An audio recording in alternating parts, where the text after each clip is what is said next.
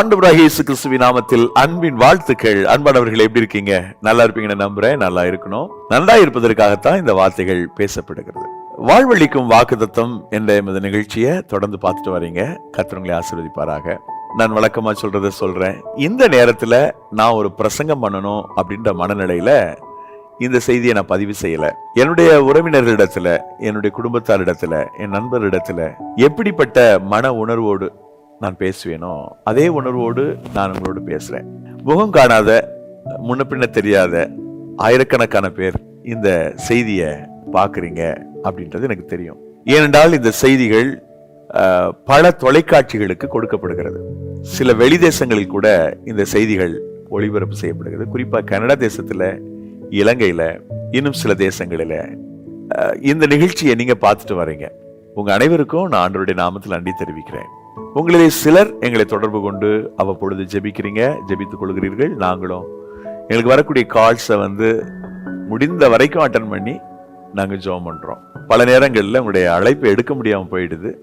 அதுக்காக வருத்தம் தெரிவிக்கிறோம். முன்பின் தெரியாத, முகம் தெரியாத அநேகர் பார்த்து கொண்டிருக்கிறீர்கள். ஆயிரக்கணக்கான பேர் பார்க்குறீங்க. யூடியூப்ல சில நூறு மக்கள் இந்த நிகழ்ச்சியை தொடர்ச்சியை பார்த்துட்டு வரீங்க.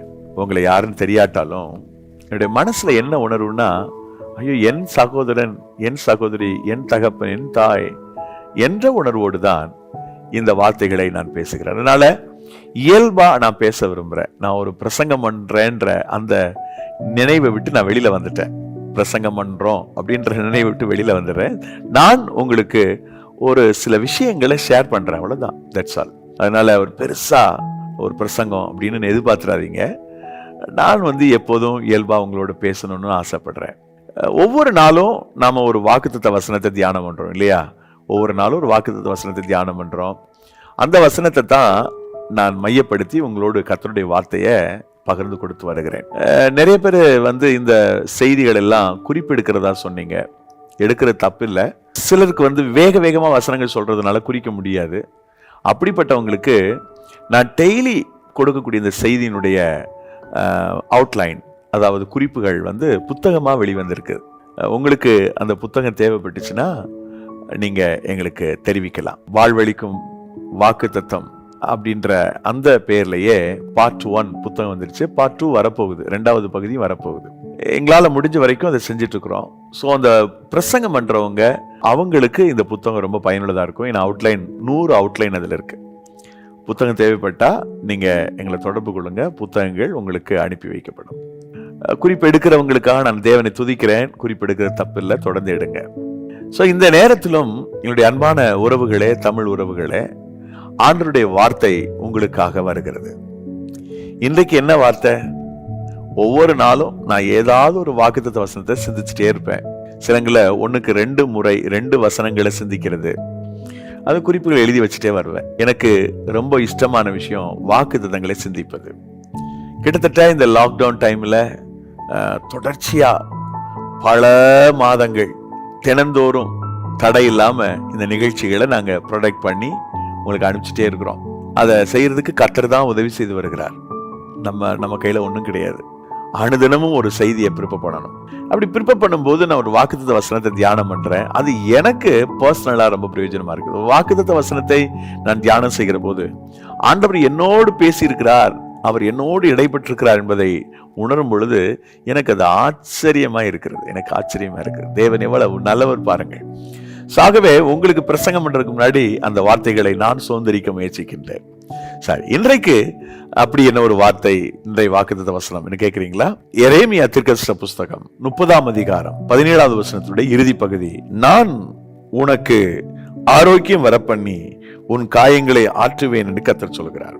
காயங்களை ஆற்றுவதை விட நான் உங்களோடு இன்னைக்கு பேச போகிற வார்த்தை இதுதான், ஆரோக்கியம் வர பண்ணுவேன்.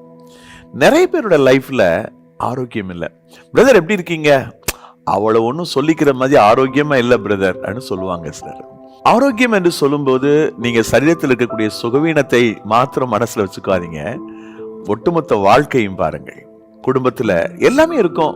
நல்ல சுகத்தோட இருப்பாங்க, பலத்தோட இருப்பாங்க, நல்ல பங்களா இருக்கும், நல்ல கார் இருக்கும். ஆனா சமாதானம் இருக்காது, சந்தோஷம் இருக்காது. அந்த விஷயத்துல ஒரு ஆரோக்கியம் இல்லை. ஆரோக்கியமான உறவு இல்லை என்று சொல்லுவாங்க. பாத்திருக்கீங்களா? ஆரோக்கியமான உறவு இல்லை, அவர்களுக்குள்ள இந்த ரிலேஷன்ஷிப் இல்லை. தேவன் வைத்திருக்கக்கூடிய ஒழுங்கின்படி எந்த விதமான ஒரு மாற்றத்தையும் அவர்கள் பெற இயலாதவர்களாக அல்லது பெற முடியாதவர்களாக இருக்கிறார்கள். தேவன் நம்மை ஆரோக்கியமாக இருக்கும்படித்தான் அழைத்தார். நம்முடைய வாழ்க்கையின் எல்லா பகுதிகளிலேயும் நாம் ஆரோக்கியமாக வாழ வேண்டும், ஆரோக்கியமாக ஜீவிக்கும் என்பதுதான் ஆண்டவருடைய அளவிட முடியாத விருப்பம், வாஞ்சை எல்லாமே.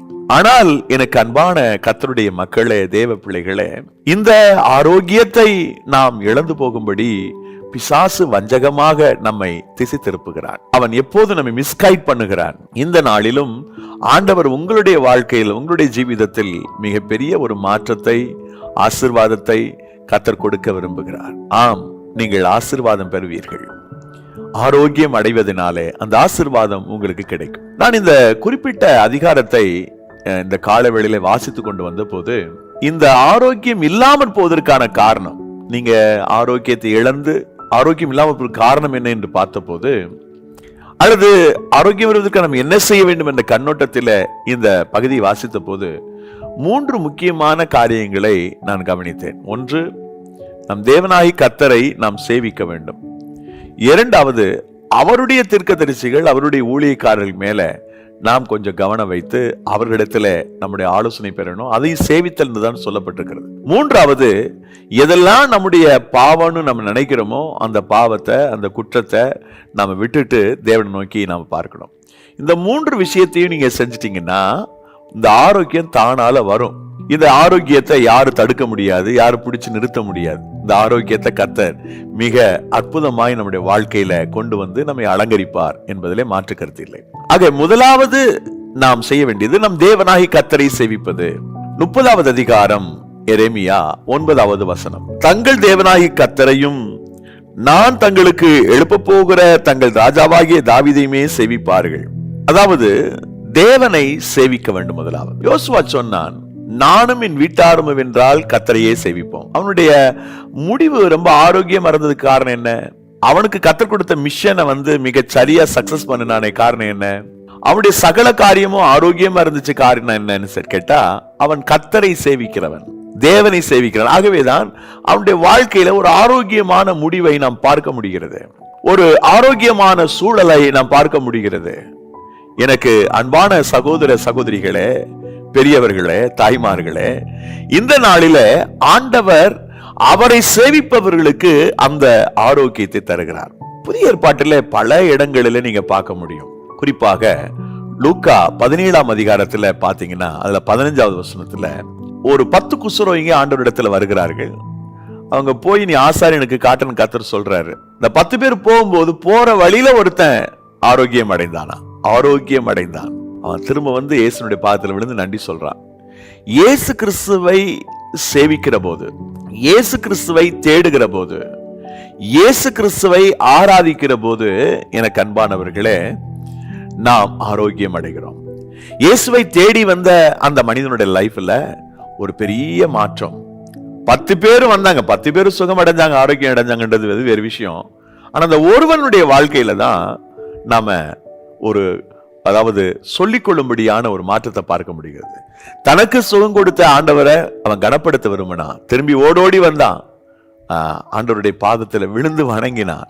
இதைத்தான் நாம் இந்த லூக்கா 17 வாசிக்கிறோம். தேவனிடத்துல வருகிற, அவரை சேவிக்கிற எல்லா மனுஷனுடைய லைஃப்லயும் ஒரு ஆரோக்கியம் கிடைக்கும். அப்படியே நீங்க மார்க் புத்தகம் 5ஆம் அதிகாரத்துக்கு பாங்க. அந்த ஒரு 5ஆம் அதிகாரத்துல மட்டும் 2 பேர் ஆரோக்கியம் அடைந்தார்கள் என்று சொல்லப்பட்டிருக்கிறது. முதலாவது 12 வருஷம் பெரும்பாடுள்ள ஒரு பெண்மணி, அவள் ஆரோக்கியம் அடைந்தாள். இயேசுனுடைய பாதத்துக்கு இயேசுவிடத்துல போய் அவரை கேட்டுக்கிட்டா எனக்கு சுகம் கிடைக்க நினைச்சுதான் வந்தா. ஆனால் அவர் கிட்டத்துல போறதுக்கு அவளுக்கு அவகாசம் இல்லை, சந்தர்ப்பம் இல்லை. அவருடைய வஸ்திரத்தின் ஓரத்தையாக நான் தொடுவேன்னு சொல்லி விசுவாசித்தாள். இயேசுவின் இடத்துல அத்தனை நம்பிக்கை வைத்து வஸ்திரத்தின் ஓரத்தை தொட்டால் பாருங்கள், ஒரு வல்லமை வெளிப்பட்டது. அந்த நேரமே அவருடைய உதரத்தின் ஊழல் நின்று போயிட்டு அவள் சுகமடைந்தாள், ஆரோக்கியம் அடைந்தாள் என்கிற வார்த்தை மிக முக்கியமானது. பாருங்க, யாரெல்லாம் ஆண்டவரை சேவிக்கிறாங்களோ, யாரெல்லாம் ஆண்டவருடைய சமூகத்துக்கு போகிறாங்களோ, அவங்க எல்லாருக்குமே கர்த்தர் அந்த ஆரோக்கியத்தை கொடுக்கிறார். இந்த சுகத்தை, சுபிட்சத்தை ஆண்டவர் கொடுக்கிறார்.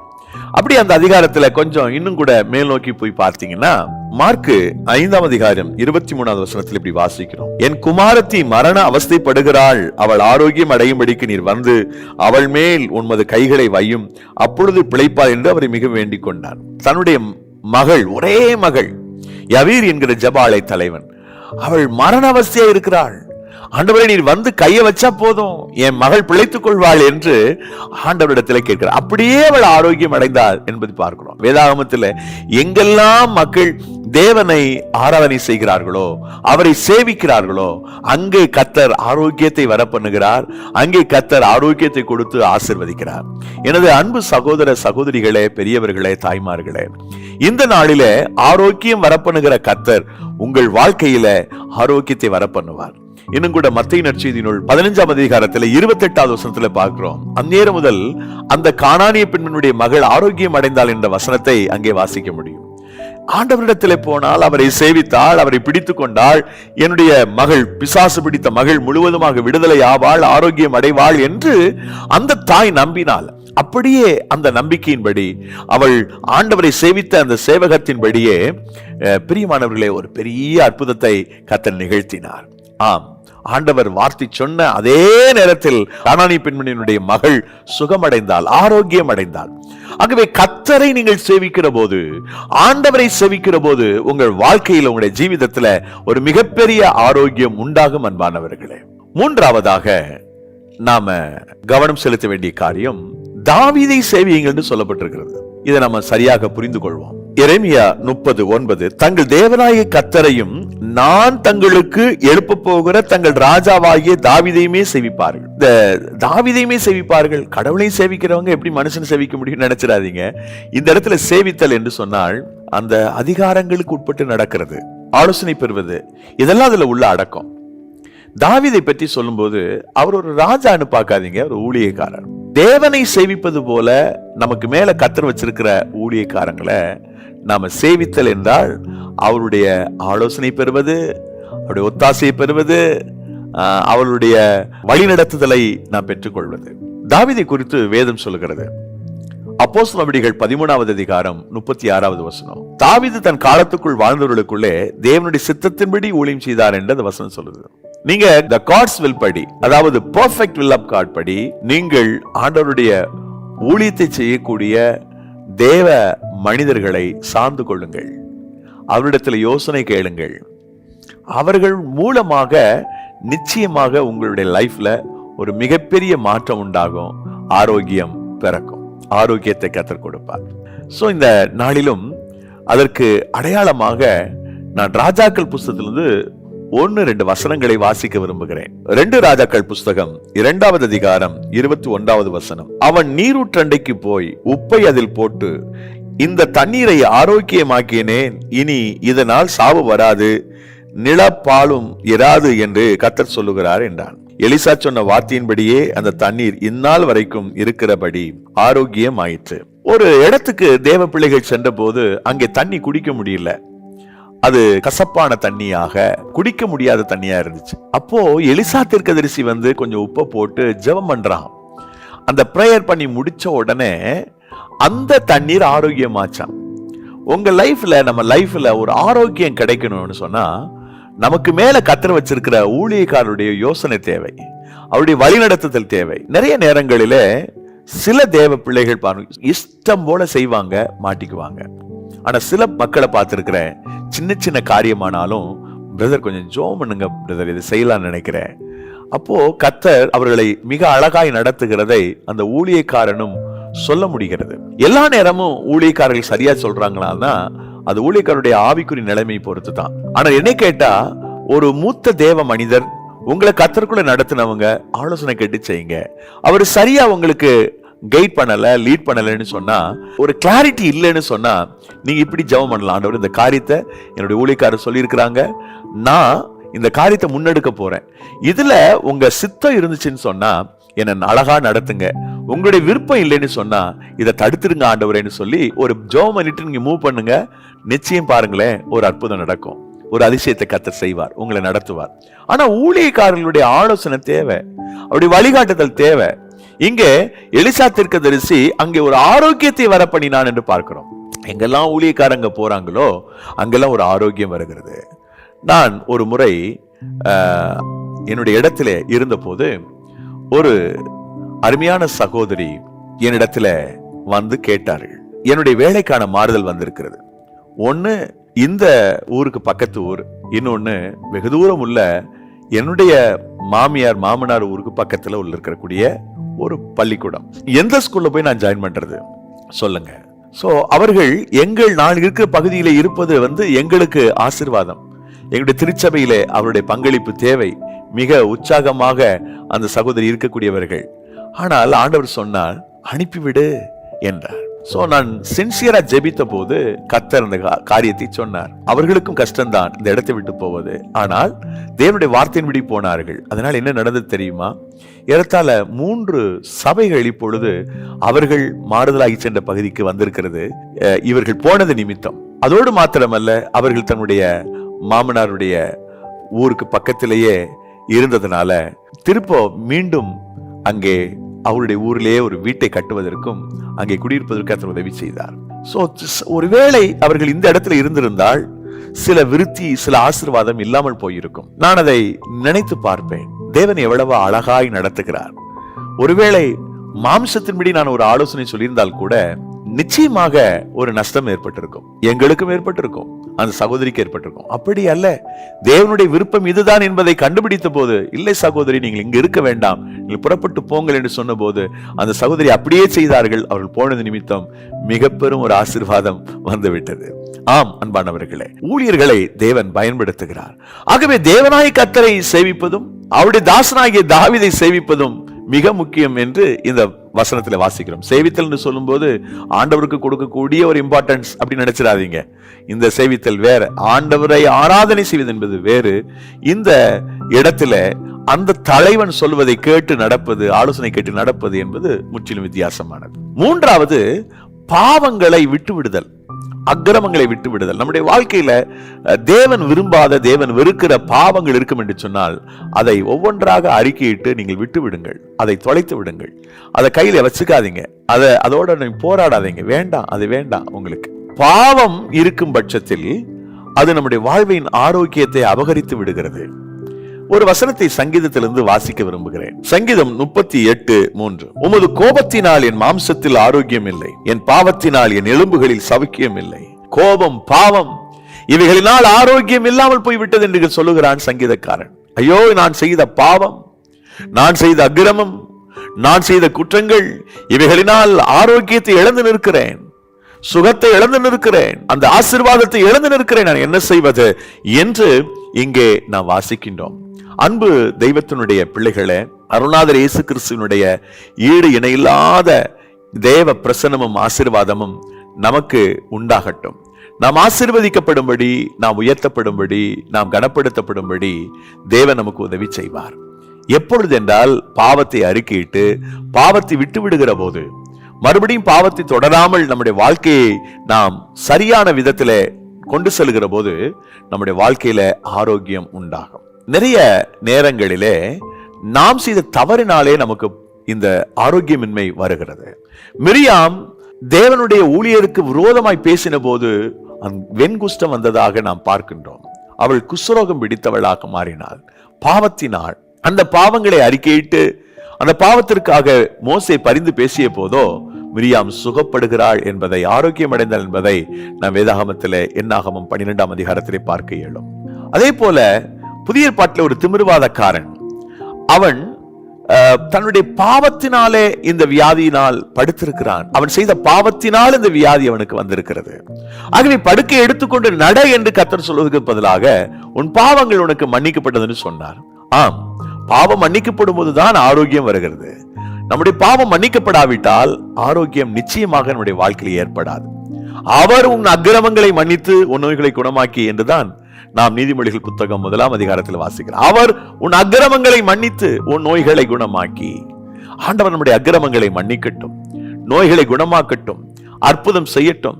அருள்நாதர் இயேசு கிறிஸ்து உங்கள் வாழ்க்கையில், உங்களுடைய ஜீவிதத்தில் மிகப்பெரிய மாற்றங்களை தந்து உங்களை ஆசீர்வதிப்பாராக. ஆம் அன்பிற்குரியவர்களே, இந்த நாள், இந்த தருணம் மிகுந்த ஒரு ஆசீர்வாதமான தருணமாக, நன்மையின் தருணமாக உங்களுக்கு மாறட்டும். நீங்கள் ஆரோக்கியம் அடைய வேண்டும், நீங்கள் சுகமடைய வேண்டும், சுகத்தோடு வாழ வேண்டும் என்பது தேவனாய் கர்த்தருடைய விருப்பம். இந்த நாளிலே உங்களை ஆரோக்கியப்படுத்த வேண்டும் என்று விரும்புகிறீர்களா?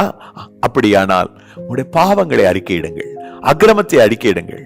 தாவீது தவறு செய்த போது அந்த தவற்றினால் தான் பாதிக்கப்பட்டு விடக்கூடாது என்பதற்காக மன்றாடி ஜெபிக்கிறான் 51ஆம் சங்கீதத்தில்.